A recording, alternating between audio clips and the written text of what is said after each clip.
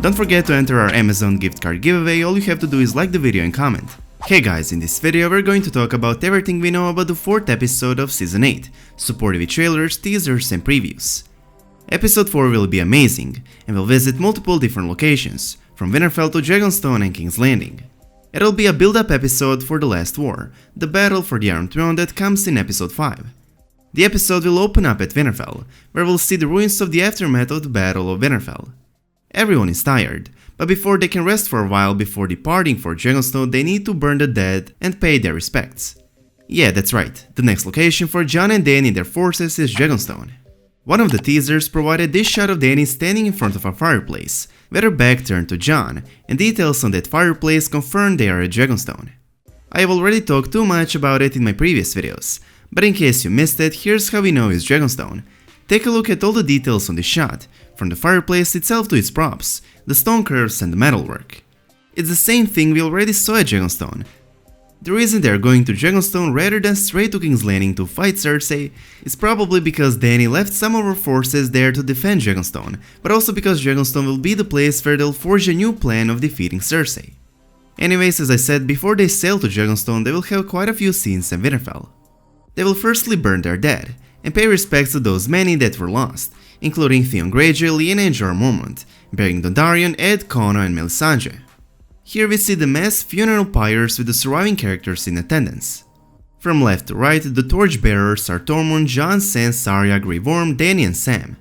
Also present are Jon Royce, Davos Seavard, Bran Ghost, Varys Missandei, Brienne, Tyrion and Jaime. Out of everyone, Dany lost the most. From advisors and generals, Jorah and Connor, to most of her armies, the Dothraki and the Unsullied. I would be surprised if, after the Battle of Winterfell, she has more than 100 Unsullied and even fewer Dothraki left. However, there's a possibility that not all the Dothraki died in the Battle of Winterfell. As Dothraki Rex, fire slowly died in the dark, we are left to assume all of them died, but that might not be the case. During the episode, we saw multiple times how winter extinguishes fire, so maybe it extinguished fire on the Dothraki Rex as well, and not all of them died, but instead ran away into darkness. The reason behind this possibility is that we never saw them die. We saw the lights go off, but that's it. They could have clashed a bit, then split off and retreated somewhere else. One big evidence for this is Ghost. Ghost disappeared and did not return just like most of the Dothraki, so you would assume he died, but in the trailer for next episode he's back alive and not injured. Maybe, just maybe, there's more Dothraki that survived the Battle of Winterfell. Anyways, there's not much time left to mourn their death. Dany is quick to start her new campaign for the Iron Throne, starting with rallying her battered followers at Winterfell. "We have won the Great War," she says, "now we'll win the last war." Dany raises her cup as her followers rejoice. There's a ton of cheering for Dany. It looks like she's won the North's respect. The North was tough to accept a new ruler, but Dany earned it, and not only with her dragons but with her herself fighting on the ground with a sword to defend the North. Soon after they will ride out to Winterfell and leave for White Harbor to their ships and then travel to Dragonstone. Sansa will probably not be coming with them, and neither will Arya Stark. Sansa will likely stay at Winterfell, but Arya will go for King's Landing. Even though Jon, Dany and their crew's ultimate destination is go to King's Landing and fight Cersei, they will firstly take some time to rally the forces and forge a plan at Dragonstone. Arya will go on her own mission to shut the Green Eyes, Cersei's eyes, and she will be accompanied by the Hound. This was confirmed by some official teases. Maisie Williams said this for Arya's story for Season 8. There's this split with Arya between trying to be who she wants to be, getting back to that naivete and innocence with her family, and her unfinished business. I was correct when I predicted that what this means is that Arya will stick with her family and fight for Winterfell against the Night King in episode 3, which she did. But when she realizes that Cersei is the final threat and her family will not be safe as long as Cersei lives, she'll have to say a temporary goodbye to her family and go on to complete her infamous list. Arya will go on her own mission, and she will likely be accompanied by the Hound.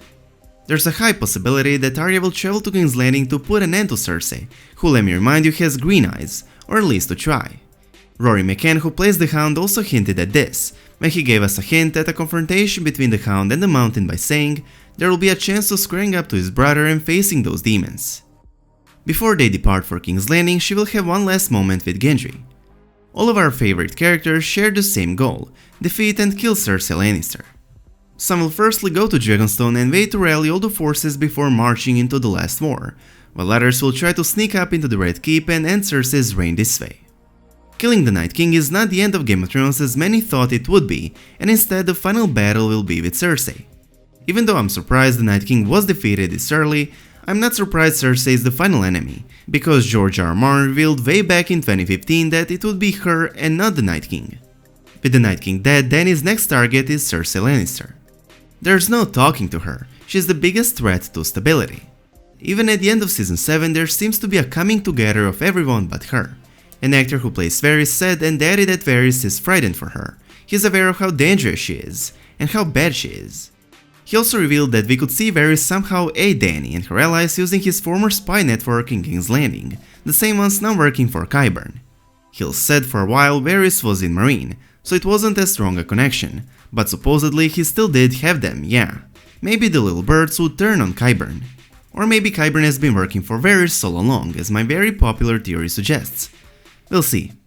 What we know is that Varys will continue serving Targaryens, and he will most likely make them a new allegiance that will provide them thousands of more soldiers, and it's going to be with none less than with Cersei's own alliance and mercenary organization, the Golden Company. Conleth Hill, an actor who plays Varys, teased that Varys will be as effective as always in Season 8. What this means and foreshadows is Varys turning the Golden Company against Cersei and Euron, persuading them to fight for the last Rhaegar's son, Aegon Targaryen, since after all, black or red, a dragon is still a dragon.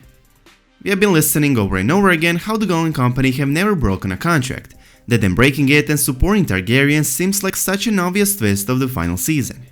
Additionally, the Golden Company have already broken a contract in the books, and you guessed who was the reason, a Targaryen. At this point, Cersei received news of the living defeating the dead at Winterfell, and she's fully aware that the living led by Jon and Dany will come for her now. Cersei is prepared as she watches her troops assemble in King's Landing. I can bet you she is preparing the wildfire below King's Landing. Euron is by Cersei's side, and a bit later we see him kneel before a smiling Cersei. What I think happens here is Cersei tells Euron she's pregnant and it's his child, so Euron kneels and asks for her hand in marriage. I believe Cersei is pregnant for real, and she'll tell Euron he is the father. That's why she slept with him. The Season 7 official scripts not only prove that her pregnancy is real, but she was also supposed to have a miscarriage in Season 7 finale, which was cut at the last moment. It's going to be interesting to see how all this plays out. We also have a shot of Cersei, accompanied by the Mountain, Euron and Qyburn standing in wait. What are they looking at? Or who are they waiting for? Leaked photos might answer that question. It could be Jon Snow coming on Rhaegal to parley with Cersei. Jon Snow will return to King's Landing in Episode 4. For the first time in the history of the series, star Kit Harington was filmed shooting something in Dubrovnik, meaning that Jon is headed back to King's Landing at some point in Season 8, and since the director of Episode 4 was seen on set, we can say for a fact that this will take place in Episode 4. In this photo, Kit Harington is at Dubrovnik Minsera Tower, which is part of the city walls. Cersei and Jon Snow meet one-on-one in King's Landing. Well, not exactly one-on-one, as Cersei has the Mountain and Queensguard around. I think Jon is coming to parley with Cersei and try to prevent another war that is going to make many more casualties. I think Jon will come with Rhaegal, who by the way survived the Battle of Winterfell and has his wing torn, and Jon will basically show her they still have dragons, and offer her a peaceful deal. No war, no revenge, she just has to leave King's Landing with her armies, and go to Casterly Rock, leaving the Iron Throne for Dany. Cersei will of course choose violence and war, and that's how this parley will end. The only option left for Jon and Dany at this point is to rip out Cersei, root and stem, or at least they will try in Episode 5. As I said in the beginning, the episode is a build-up episode for the last war, the battle for the Iron Throne that comes in Episode 5. It's this episode that will give us an answer on who sits on the Iron Throne at the end. In conclusion, what we know about Episode 4 of the final season is it will open up at Winterfell where we'll see the aftermath of the Great War, with the survivors burning their dead. There will be a huge meeting at Winterfell, where Dany will announce they are going into their last war, the one against Cersei.